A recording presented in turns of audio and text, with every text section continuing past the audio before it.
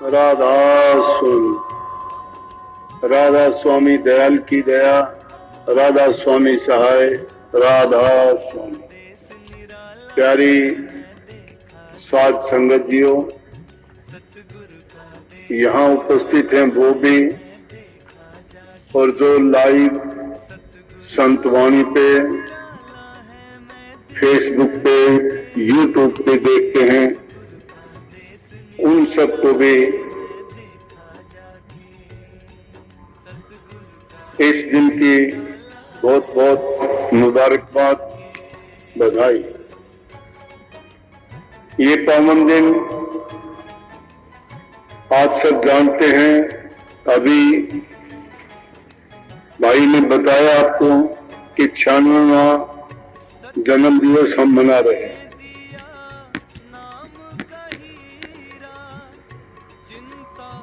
कोटि कोटि नमन उन महान पुरुष को जिन्होंने भटके हुए जीवों को, दुखी इंसानों को, भूले भटके भ्रमों में पड़े हुए थे, सबको प्रभु का रास्ता बताने का जो कार्य किया, उसके लिए उनको कोटि कोटि नमन और अनेकों बार उनके चरणों में बहुत बहुत प्रणाम। राधा स्वामी।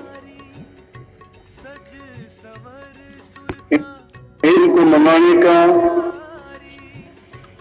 आप जानते हैं कि ऐसे अवसर बहुत कम होते हैं। ये नहीं कि होते ही, बहुत कम होते हैं। इसी गांव में पैदा हुए, इसी गांव में बड़े हुए और इसी गांव को अपनी कर्म भूमि बनाया। यहीं से राधा स्वामी मत का प्रचार प्रसार किया और पूरा जीवन इसी काम में उन्होंने लगा के अपना काम पूरा करके कहीं और दूसरी जगह उन्होंने काम को संभाला।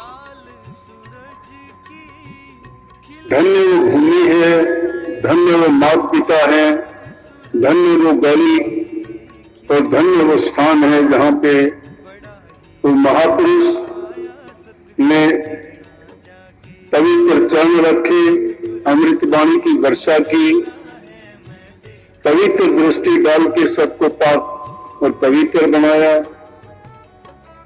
और एक एक क्षण अपनी जीवन की जो मानव कल्याण में लगाई, उनकी एक छोटे मुंह से बड़ाई नहीं की जा सकती।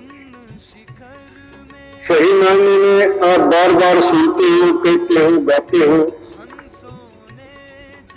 कि सात समुद्र की मछली करूं, लेखनी सब गंगा,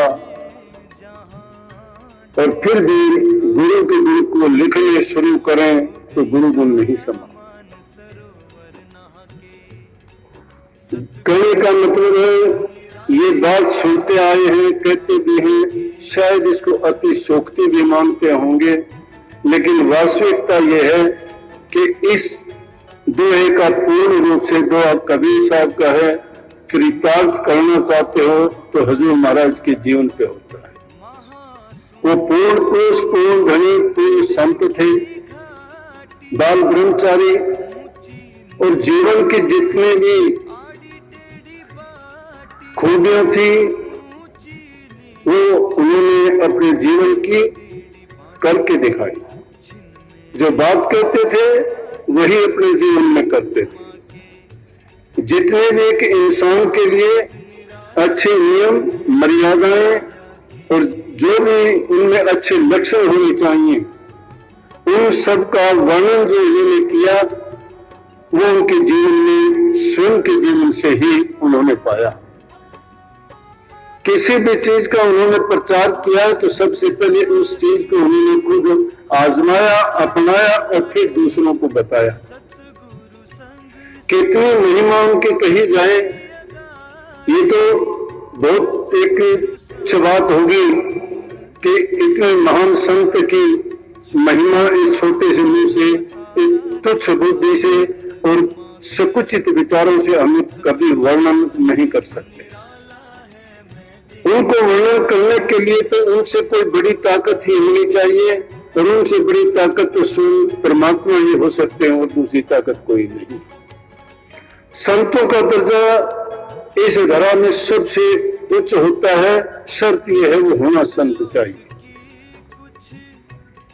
संत न किसी विद्या के मोहताज हैं, न धन दौलत के मोहताज हैं, न ऊंचे परिवार के, न किसी ऊंचे पद के, बल्कि जिनके ऊंचे पद थे, राजा महाराजा थे, ये हर चीज से जो साधन संपन्न थे, उनको भी जब पता लगा तो वो भी उन चीजों को छोड़ के इस संत मत में आध्यात्मिक शिक्षा के लिए और अपने जीवन को संभालने के लिए संतों की शरण में ही गए।